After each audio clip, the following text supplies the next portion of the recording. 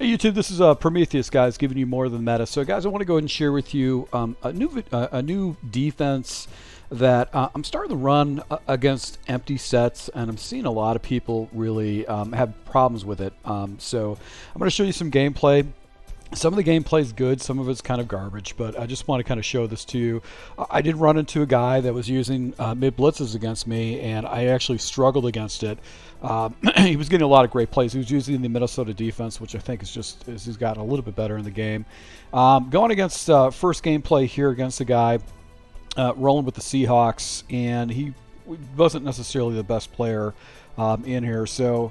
I usually like to use cover 6 as my base defense just to see what my opponent likes to do, and I think in this type of situation I think he does some type of a play action play, and he actually gets out to the release late, and I'm able to go and sack him for a 12-yard loss, get him to 2nd and 22, and then he actually snaps the ball and frickin' spikes it. So yeah, this guy definitely is just like did not start at this game correctly, just wasn't really good.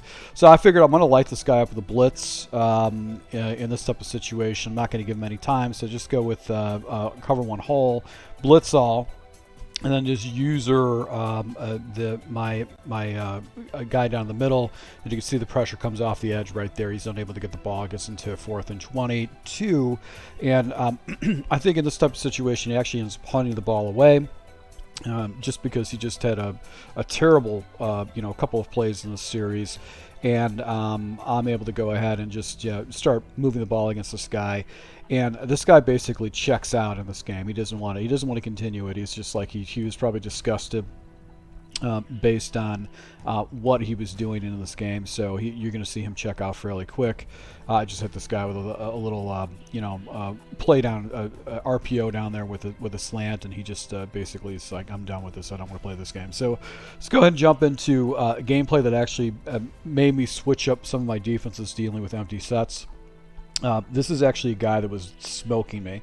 I got myself in a hole with this guy. He was running mid blitzes, and I just want to kind of show you this. He was up on me 14-35.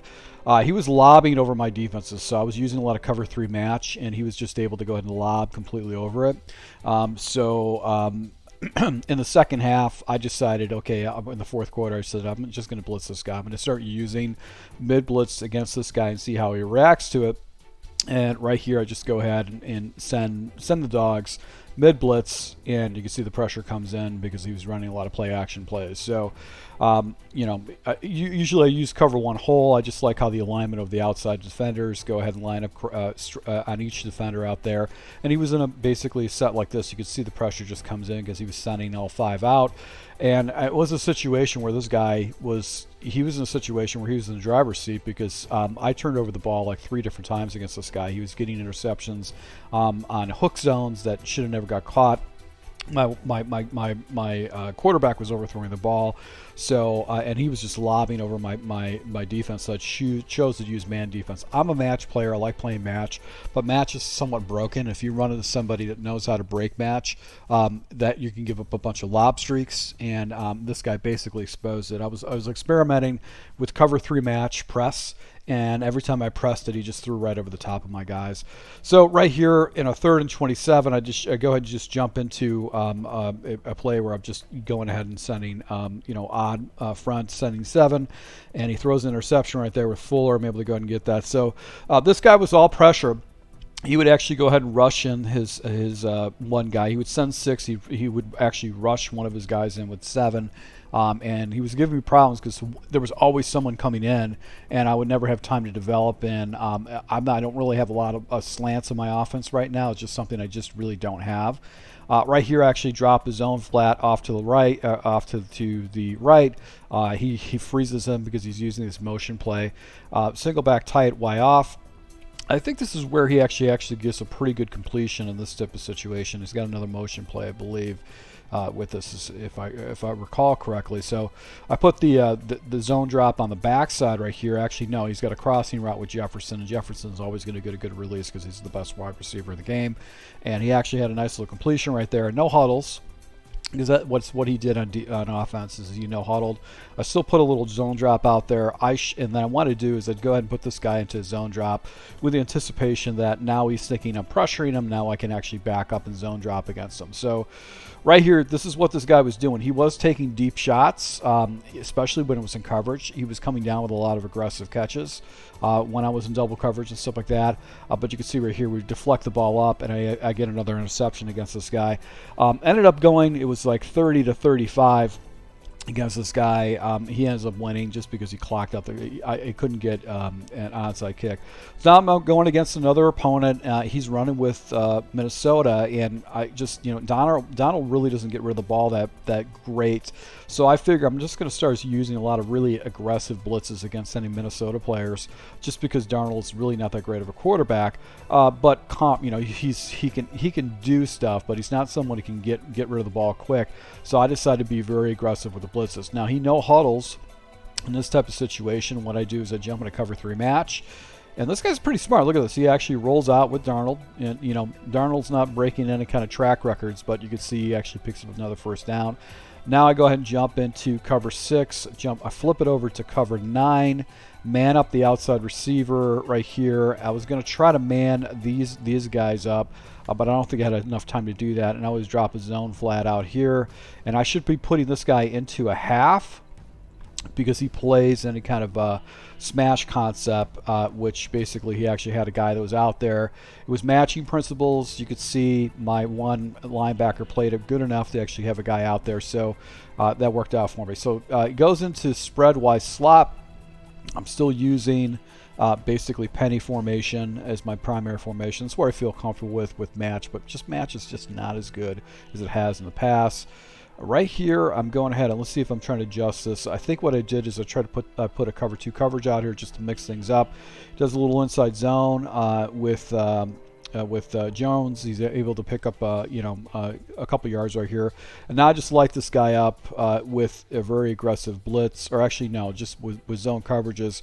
So I'm going with basically cover 4 drop. I think I've got these guys out in hard flats. And I've obviously the cover 4 drop has got a QB contain in this type of situation. The guys are, and the flat zones are playing underneath, so he can't dink and dunk. He goes with the auto motion. It's pretty much this play is locked up, but look at this running with him. If he had a better quarterback, man, he would have picked up some more yards. But you could see this guy was scrambling with his quarterback. I didn't want to put a spy against Arnold, but it was in the back of my head. I was thinking, I'm like, okay, now I'm just going to start pressuring this guy. So I go into double A gap, blitz all, and then just I'm going to go and shade protect on the inside to protect against slants, and I drop a flat on the left side of the field, and I'm going to use it to the right side of the field. He tries running the ball. I got a nice little block shed to get him in the backfield, get him to 2nd and 13. So he goes into spread Y slot again. I'm going to go ahead and set up the blitz. And let's see if I go ahead and do zone drop. I do zone drop off to the right, and you can see I get because I've got inside shade. He throws to the inside slant, and I'm able to go and pick him off. So I end up going up 7-0 against this guy, and I'm like, okay, well, he's having a hard time with this. Now I'm going to just go ahead and hit him with just all-out like fag defense. So I'm going to go ahead and put these guys in seam flats. And what I've decided to, instead of actually having this guy in a 3-rec hook, I'm going to put this guy into a spy. And the reason why is that a lot of times what happens is when people run into man fag defense like this, basically they'll scramble around and then they'll take off their quarterback. If I got this guy in a 3-rec hook, he'll have an easy running lane to go out here. So if I got him a spy, he'll actually go ahead and take away the middle and then also protect against any kind of a scrambling quarterback, which he has been doing against me. So you can see right here, he goes to the outside. I go ahead and spy up the quarterback, send him as soon as he gets to the outside of the pocket, and force him to actually get rid of it. So, one of those plays, those auto motion plays that a lot of people have been leveraging, in their schemes. You can do this. Okay, so this is where I run into empty. So what I'm doing in empty is I'm coming out of the 61 defense, which is the 43 defense, and I'm playing the man blitz, but I'm man aligning my guys. And what's great about this is that basically with this is these guys get lined up perfectly over their guys depending on where their defenders are at. And I'm going to play edge defender. This guy's going to come in. He's nothing stopping him. This center is not going to get to it. The line is not going to shift because they have to compensate for me, and I'm going to get somebody on the edge against him. I don't want to zone drop anybody because I want that pressure coming in. You can see this guy's screaming in, and he should be getting rid of the ball right away. But fortunately for me, I get a strip sack and get the ball back. So up 14-0 against my opponent. He's using single back trips. I'm gonna just stick with this man blitz because he's having a hard time with it. So basically, gonna go ahead, blitz all. And then I should be pulling down my safety. And I probably should zone drop one of the guys off to the left just to go ahead and get somebody out there. Let's see if we get that adjustment in with the zone drop. So you can see I'm zone dropping off here so I can kind of focus my user on this side. He motions the guy through. He wasn't quick snapping, so that was giving me kind of an edge defensively. And right here does a little run. Fortunately for him, he actually gets 5 yards out of something that should have been a 1 yard loss. Get him into another situation. He goes into empty quads, and this is the defense I like to run. I want to run that 61 defense, and I'm going to have an edge pressure, edge guy off the edge right here. And I'm going to go ahead and take away any kind of reads. He's doing chip, which essentially is the Minnesota playbook. And the pressure does come in. The running back does not actually pick it up, and I'm able to go to get another sack with him. So what I like about it is that the guys are all lined up on their defenders. It's a man read, and I can always poach from either side of the edge to just really kind of drive my opponent, a little bit batty when he wants to do. So I can use one of my defenders and actually go ahead and go zone drop. So he stays once again with this play. And I'm going to go ahead and I get in the line.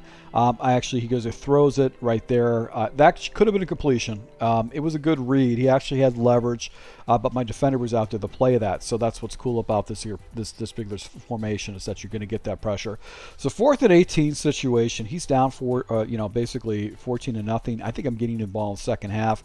This is when I dial up basically 34 odd. And all I'm going to really do is just going to use the cover 4 drop as a coverage. I don't want any kind of matching principles. I'm going to send 7, user one of my guys. You can see he's actually he's in an empty set again, but he's got to get a ton of yards. So I pull my safeties down. I'm going to play a middle linebacker, make sure the pressure comes in, and my responsibility more than anything else is to take away this guy and basically anything that kind of crosses underneath. And if he wants to try to challenge me over the top, that's fine. I've got these deep zones that are actually going to play pretty deep for me. So I'm just going to go ahead and set this up. Right here, someone's coming in. He's going to have to make a fast read because pressure will come in.